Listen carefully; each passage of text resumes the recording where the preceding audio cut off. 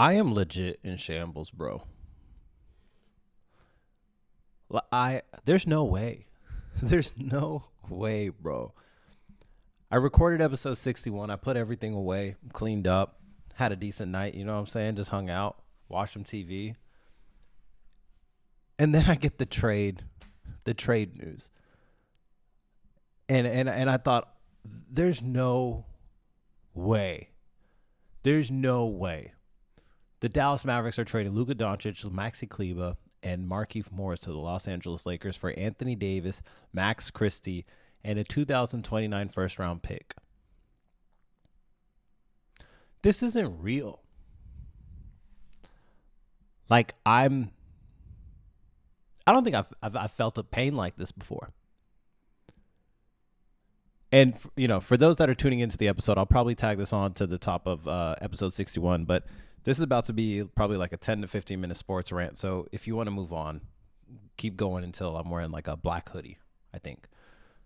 For my boys that are here, and for anyone else caring about my well-being right now, I am distraught. Like, you know how you see on movies and TV shows when someone goes through a breakup and they just really can't bounce back and they're just kind of just really, really, really deep down in that hole. And then there's no light. And it's like, where do I go from here? Am I being dramatic? I don't think so. I really don't think so. And I'll explain kind of like the relationship that it is so people can kind of understand where this pain comes from. I know a lot of people see me reacting like this to sports or other guys. Let's say, a dude in Dallas or whatever it is. And you're like, oh, it's not that big of a deal. It's just a sports team. It's just basketball. Why do men get so involved in sports? You don't get it. You don't get it. This is like a relationship, bro. I don't think I've ever felt this way about a breakup. Brother, think about how much stuff you got to do in life. This is a one-way relationship. All this stuff you go through in the daily, right? You go to work, get told what to do, this and that. You got to drive home. Maybe you got to purchase car insurance. Maybe you got to fill up gas. Maybe you ran into some traffic. Now you're burning time. Oh, shit. Now you had a stressful day. You got to make food. You got to clean. You got to do some laundry. And then at the end of the day, you get to escape all the nonsense, whether it was the nonsense of people telling you got to go vote. Oh my gosh, this is what's happening overseas. All of the nonsense, all of the social pressure, wherever stress comes from, you get to escape and go into sports. And for me, it's sports. Other people may have different things, right? Maybe people have a different indulgence of music. But you get to go to sports. And you get to say, you know what? I get to watch the team that I have chosen. The team that I have chosen, I get to watch them. And if they win, I feel a little elated. And then when it gets to playoffs and stuff like that, the further they go, the more entertaining they are, the more you're kind of indulging, the more happy you are. People don't understand the impact of a sports team. I told y'all about how freaking nice Kansas City was. And you know why? It's because of the Chiefs. No, there's no way it's because of their government. No, bro. It's actually that simple. Why Dallas has probably done so well for so many years? Probably because of the Cowboys. They're not good by any means. But they have that type of draw where people will continue to come see this one particular person, this particular franchise. Luka was that guy for us. Where basketball will always be good enough. Maybe we don't win a championship. But how can we ever find out if we just sever the relationship? When Dirk went to the finals in 2006 and it didn't work out, and the Steve Nash era was done, and the Jason Terry / Devin Harris, that squad of 2006 was done, you don't trade Dirk. You understand that the city has built a relationship with this person. This city looks at this sports team and expects to see this one particular person, and every night that they come to a game, they can count on seeing this person. And that's a relationship that is very hard to build. Very hard to build, especially when you are in the midst of the relationship to sever it. It does not make any sense. Basketball was always going to be a certain level of good as long as Luka was on the Mavs. You could be playing the Denver Nuggets, Boston Celtics, whoever it is, whoever the top contending team was for the year. As long as you had Luka on your team, you're probably at least contending. You think, okay, at least we have a chance at beating this team. When I go to a Mavericks game, we might be playing the Wizards, or who's another shitty team? The Bulls. But at least I'll get to see Luka do his thing tonight. That's how good basketball was. Sorry, that's how good Luka was. A legendary tier status player. Now, I wrote down some bullet points, so I'm already going off track because it's just already happening. But I wrote down some bullet points to at least kind of stay somewhat in a coherent path. So we start with the details, right? Essentially, it's Luka for AD. Don't worry about the other pieces. It doesn't really matter. Luka for AD. Who wins the trade? Who wins the trade? Now, look at me real good. Or listen to me real good. If you think the Mavericks won this trade, you are out of your goddamn mind. You are out of your mind. In no scenario, even out of the best case scenario, the Mavericks go on to win a championship this year. Would it be nice? Yeah, you know what? I'm not going to lie. It would be really cool. If the Mavericks somehow made this trade work and flipped another piece or two, and they go on to win a championship, it would be nice. But then what? You kiss your future goodbye. Not even kiss. You already kissed your future goodbye. You buy one ring versus Luka was Luka had the caliber to be a player that possibly went to multiple finals, maybe won multiple rings, maybe a couple of MVPs along the way. He's 25 years old. 25. Bro, I am 30. I've never been to an NBA Finals. I never led my team to the Western Conference Finals and lost to the people that went on to be the champions. 25 years old. This guy is in his prime. It's as if Boston were to trade Tatum. The Nuggets were to trade Jokic. The Warriors were to trade Steph. You have this person that you have to understand that there was a relationship built. Who wins the trade? It's 100% the Lakers. Oh my goodness. I tip my hat off to the Lakers organization. Because what a fucking move, man. You go from before I was even watching basketball, probably even alive. Magic, Kareem. You win a handful of rings. And then, you get the Kobe years, the early Kobe years. Okay, things aren't working out, but we got a little crazy guy on the team. This might work. Okay, now we add Shaq. You three-peat. You win 3 championships. Okay, Shaq goes away. Hey, let's pick up this guy named Pau Gasol. Boom, you win another 2 rings. Or was it 1 ring? Whatever, you keep winning. Kobe goes away, you go through some awkward years, and then you get the face of the NBA, LeBron James. You get another ring out of that. And then this guy turns 40 years old, and you think, you know what? This guy can't drive the car anymore. He's still amazing. And this is the wild part, is that I was watching the Lakers hours before this happened. AD wasn't playing, and LeBron had a 30-point triple-double and beat a fully healthy Knicks team. A team that people will probably call a contender. Beat them by himself.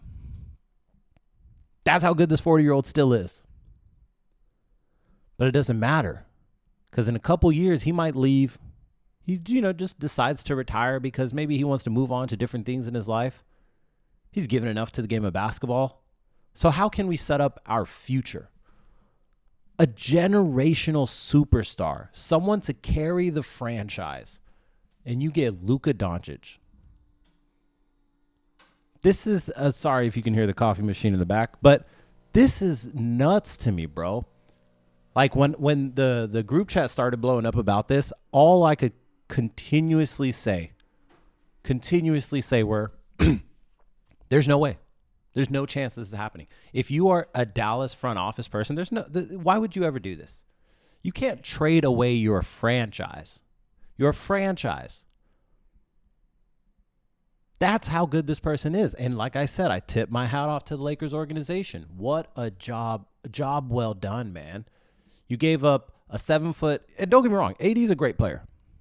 AD's great. But he wasn't carrying those Pelicans teams to the finals by himself. That is the difference between him and Luka. Oh, well, Luka wasn't doing it by himself. He had Kyrie. Let's stop acting like Kyrie's that dude. The Dallas Mavericks are now the little brother team. Oh, you have 3 people that have rings. Little brothers. Kyrie, little bro to LeBron. AD, little bro to LeBron. Clay, little bro to Steph.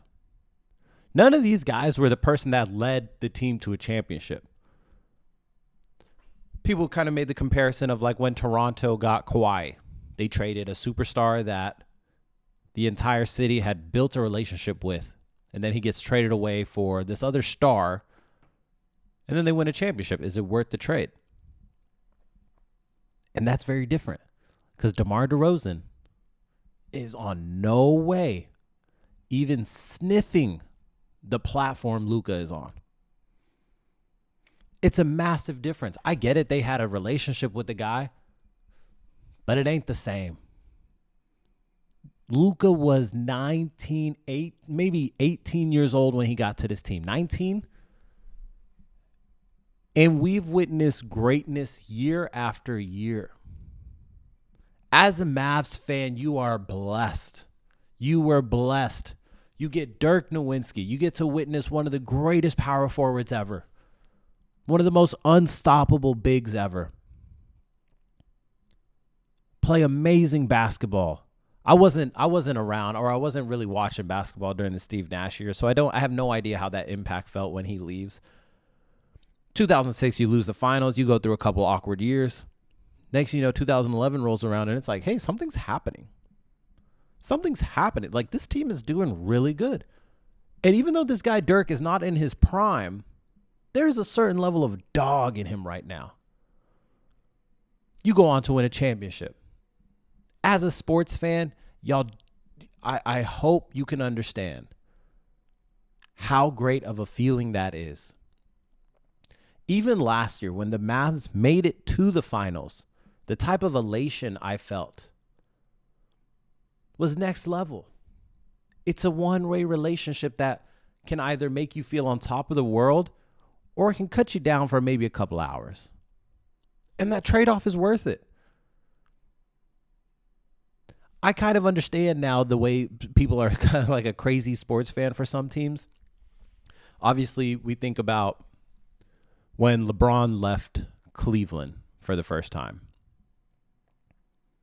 And the way people had this anger towards him. People were burning his jersey, tearing down signs, storming the city. And I get it. Now I fully do understand. The difference here is that there always has to be a face to the evil. And when a player leaves your team in free agency, though you might feel a type of way, at least you can look at that person and say, this is the person that did that to me. Okay, LeBron left on his own accord. You know what? I'm going to hate him. He is the villain. When a trade like this happens and these players are just treated as parts in a machine, it's tough. Who do you hate? Who do you point to and say is the villain? Do you point to Nico Harrison? Probably. But I have no idea what that guy even looks like. I want to make sure I'm kind of sticking on the track here. But as far as who wins the trade, do the Mavs have a chance at contending this year? In my opinion, I still don't think so.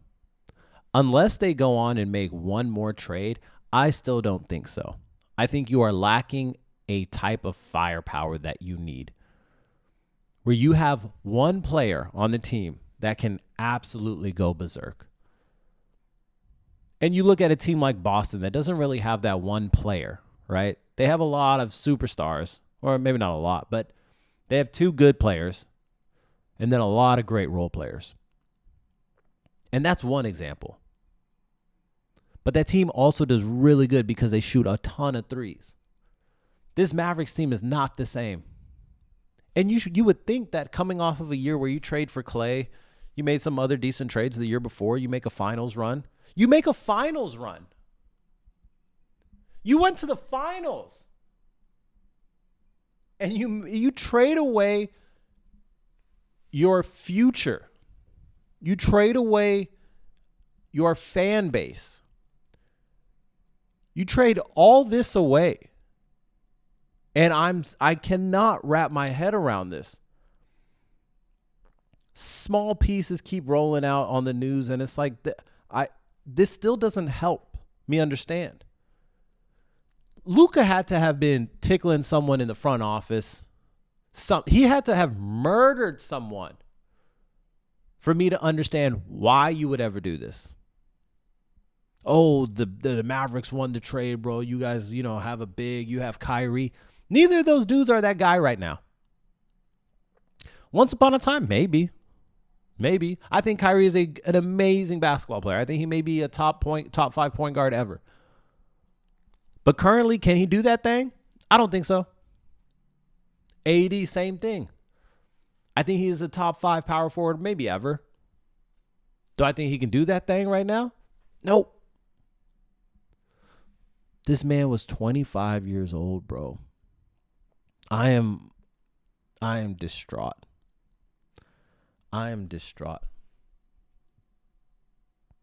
Like I said, the whole LeBron leaving the Cavs thing was the closest thing I can think of, where you have a player that will probably take your team to a couple championships, and then just like that, someone thinks they're a master chess player, and they make this trade because they think that's what's best for the team. And people blaming Mark Cuban. And I don't think so. And if you know this, Mark Cuban doesn't even have controlling rights anymore. I think he sold a majority of the stake and he's still a part owner, but he doesn't have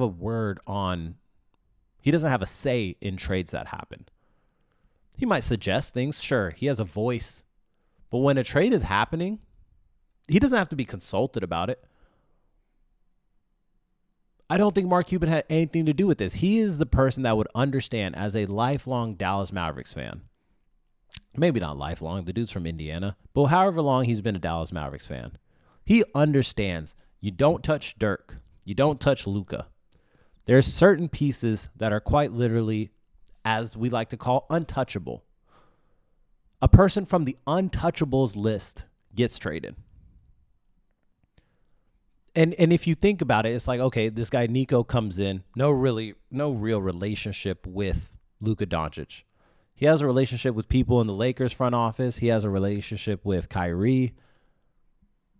And so if you're in charge of this Dallas team and you think, hey, you know what? Obviously, overall, the objective is to win the championship. This is the trade I'm going to make. But in reality, you're alienating your entire fan base. And I still don't think that makes any sense. Dallas has never had this many black players in their starting lineup. Can we go ahead and acknowledge that? I'm not saying it's a bad thing. But if you're a Mavericks fan, you always expect a nice little sprinkle of European players throughout your lineup. Obviously, I'm joking. Relax. Don't clip that and get me out of here. But if Luka told me to storm the Capitol right now, I think about it. I think about it. I can't even imagine what the next Mavericks home game would look like. Do people start just throwing shit on the court? There's no way there's a Dallas fan out there that is happy about this trade. There's no way. People have been blowing my phone up. I heard about the news last night, And I just went to sleep because I was like, I can't do this right now. I can't do this right now. It's too late for this. I can't give this any much thought. And then I woke up to the same issue, but then tenfold because everyone else had heard about it. They were texting me. I'm hearing more and more just like, oh, well, Luka was out of shape. You know, we don't know his relationship with the front office. It doesn't matter, bro. That man, oh, he was 270 pounds. He would always be drinking. He's not practicing. The man gets buckets. The man gets buckets. I don't care how big you are. If at the end of the day you get buckets, I want you on my team. The man gets buckets, bro. He is the reason Dallas is relevant. And you trade him away for 80 and a first round pick. If you're supposed to trade Kyrie. You're supposed to trade Kyrie. Have the whole storyline of, oh wow, LeBron and Kyrie are reunited. We have a big at the 4. Now our centers, who are not bad, can play their 5 spot. We got Clay at the 3. I don't know who the hell is our 2 guard. Oh, put Clay at the 2, PJ Washington at the 3, 80 at the 4, Daniel Gafford at the 5, or Derek Lively, a great 5. That's a winning lineup. That's a winning lineup.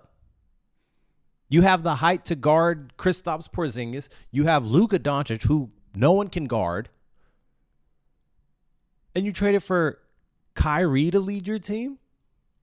I love Kyrie, but bro, let's stop playing around. That man has always been, at no point on this team was he first fiddle. And that blows my mind, bro.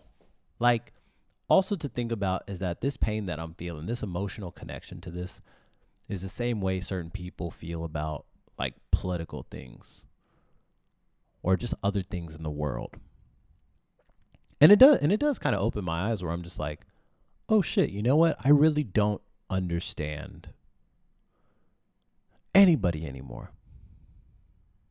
Like, this is a certain type of pain, bro. Why would Dallas do this? Why would Dallas do this? It had to have been some type of relationship thing, something that it's painful, bro. I'm going to leave it at that. Check in on me if you get a chance. Ladies and gentlemen, I hope you enjoy the rest of episode 61. I don't know how I'm going to be, but nonetheless, at least I'm in LA. At least I'm in LA. This was so big that I'm at the point where I was ready to leave LA and get the hell out of here. Shit, I might just stay.